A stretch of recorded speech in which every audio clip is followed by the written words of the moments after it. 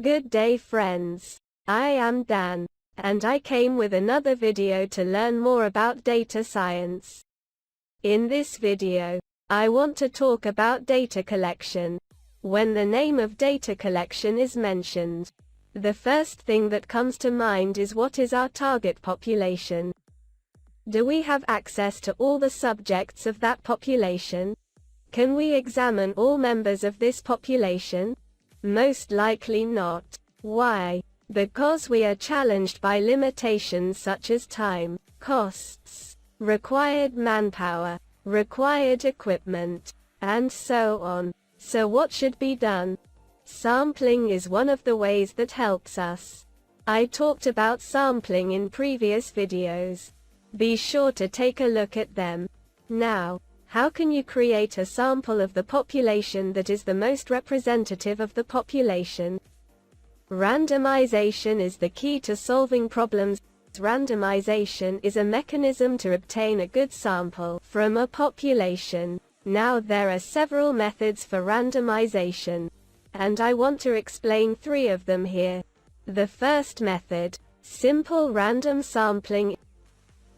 Each subject from the population has exactly the same chance as another subject to be selected and enter the sample. This method has several advantages, including: this method is fair. It tends to obtain a sample similar to the population. It avoids possible biases, thereby making the inference of the results more acceptable. Like choosing one of your friends to pay the restaurant bill. Everyone takes their credit cards in front of the cashier and she takes one at random. The second method, stratified random sampling. The population is first divided into separate groups called strata. Then a simple random sampling is performed on each group. This method is used when population groups have significant differences. Like what?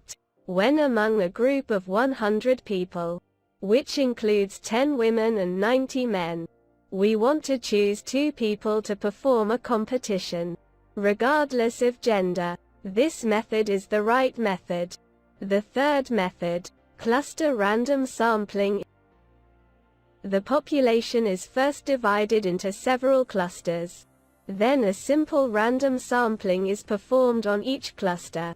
Assume that we want to select 10 electricity consumers from each neighborhood of a city who have less than normal consumption. So as a reward, we will reduce their bill to 0.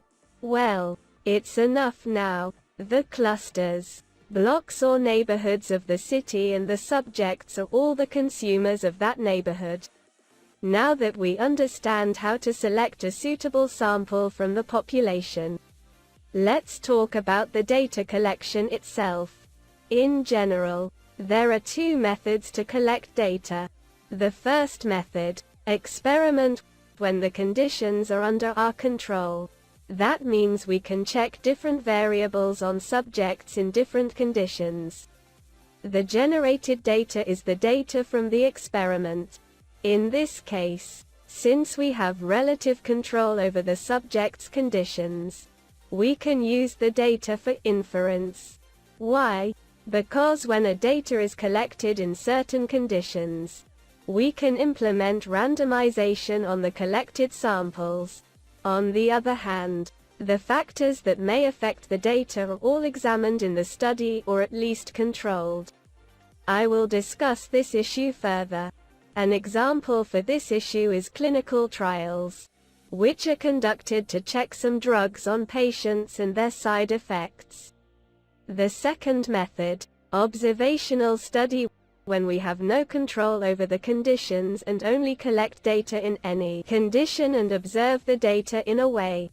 In this case, there is no control over the subject's conditions and only different variables can be used to increase the quality of the data for analysis.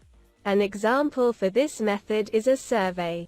When we create a long list of interviewees, even after randomization and creating a random sample from the list, when contacting the interviewees, for various reasons, we may not get an answer from them.